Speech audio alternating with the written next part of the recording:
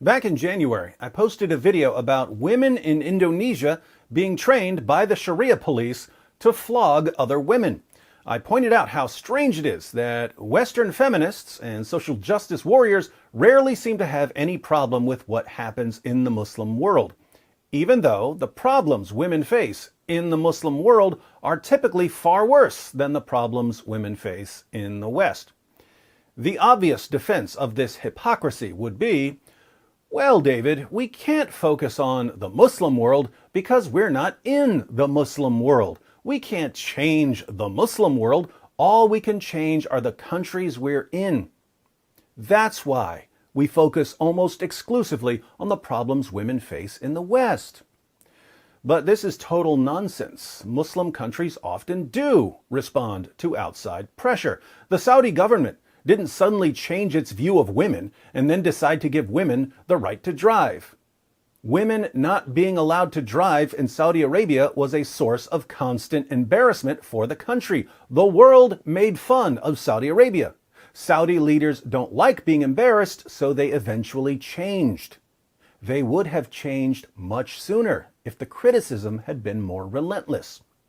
So the question remains, why do social justice warriors in the West complain about perceived injustices in the West while ignoring or sometimes even defending far greater injustices in other parts of the world? I was watching an interview with Douglas Murray, and he has a theory about that. I'm going to share some clips, and you can tell me what you think. Douglas Murray is an atheist, but unlike many of the atheists you hear from, Murray acknowledges how Christianity has shaped Western beliefs and values. Murray is also openly gay, so keep that in mind as he discusses the Chick-fil-A controversy. The video is about the larger issue of the mentality of social justice warriors. Chick-fil-A is just an example Murray uses. He begins with the most glaring feature of Western social justice warriors. It's not enough that they believe something. You have to believe it too. I wrote in The Spectator recently about it's a minor thing, but there's a restaurant in America called Chick-fil-A. Yes, I saw that article. Chick-fil-A, some of the people, family, it's a Christian family business. I know I have viewers all over the planet, so in case you're from a country that doesn't have Chick-fil-A, I'll note that Chick-fil-A is a fast food chain that makes really, really good chicken sandwiches. Anytime I say to my kids, I'm going out, do you want me to grab you something? They say Chick-fil-A. But Chick-fil-A is owned by a Christian family. They close all their restaurants on Sundays. And the family has made some controversial decisions that have made their business a target. Third largest chain restaurant in America, opened for the first time in the UK in October, and announced shortly afterwards that it's closing because of protests by local self-appointed gay activists.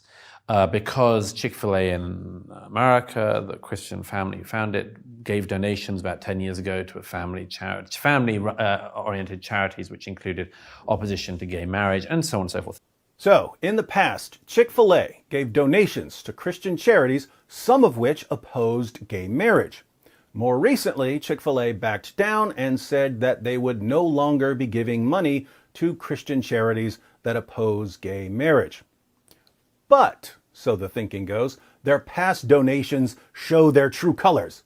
So I doubt that protests against the company will stop anytime soon.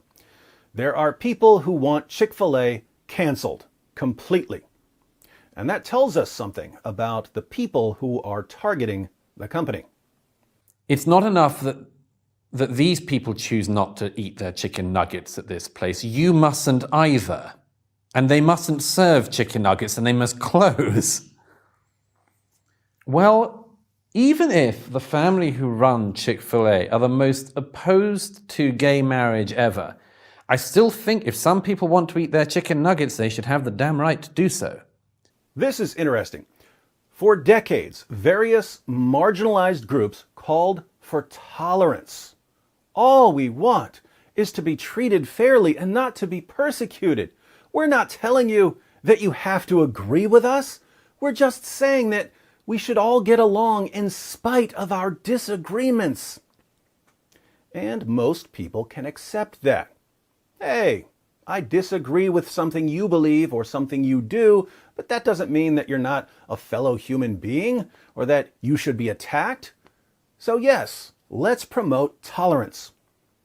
But as soon as the scales started to favor the previously marginalized groups, their message suddenly changed from, let's all get along even if we disagree with one another, to, if you disagree with us, we will destroy you. So what happened to the idea that we should all get along in spite of our differences? But that instinct is not there in the social justice warriors of our time. It's not just that they don't want the thing. They don't want you to do the thing either, or to have the right to do the thing. Because only by total decimation of their enemies can they win. Yeah. Now think about this. Of all the things you could spend your time protesting or complaining about, why is so much energy directed towards Chick-fil-A or Christian cake bakers or Christian florists? Well, they all did something, directly or indirectly, that shows that they disagree with my view. Okay, but I'm pretty sure there are some worse things going on in the world. Why are you going after Chick-fil-A and that Christian baker and that Christian florist? How about going back to the courage issue? Maybe these people are all just incredibly cowardly and lazy. Maybe that's all that's going on. You see, it's quite easy to say, I refuse to eat my chicken nuggets at that place in Reading. That's quite easy. I mean, I've spent all my life ducking eating chicken nuggets in Reading. I can keep doing it if I want. Maybe the social justice warriors and activists are actually cowards who pick easy targets that are too nice to pose any sort of threat. Protesting Chick-fil-A is probably the safest thing in the world. You'd be in more danger rearranging your sock drawer than protesting Chick-fil-A.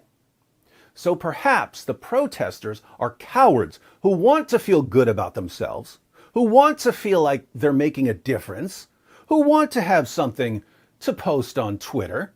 So they go after the least threatening targets they can find. And by focusing on safe targets, they can avoid more serious issues. If you think that's the main issue in that rights issue, it means, among other things, you can avoid the harder ones. Well, here's a harder one. There are still dozens of countries in the world where it's illegal to be gay. There are still around a dozen countries where you can be executed for being gay. If you're a gay rights activist, mightn't that be a place to start? Mightn't that be one closer to the boat? But Douglas, those countries are so far away. What can we possibly do? Well, those countries have embassies. Those countries do respond to outside pressure when there is outside pressure, but there is none because social justice warriors are too busy going after Chick-fil-A. And if you're really serious about standing up for people's rights, you can fly to most of these countries and protest there. They're probably not going to kill you for protesting. They'll most likely take you to the airport and put you on the next plane back home. But by that time, you will have already gained international attention for your cause. Why is that too much work? Not only is it too much work, social justice warriors will even defend those countries. If you go to the Women's March, you'll see speeches about how wonderful Muhammad was for women's rights, even though nearly all of the countries that oppress women most are Muslim countries. Why not protest the treatment of women in the Muslim world instead of praising it? Oh, because your perfectly functioning moral compass is sending you after a Christian baker. Again.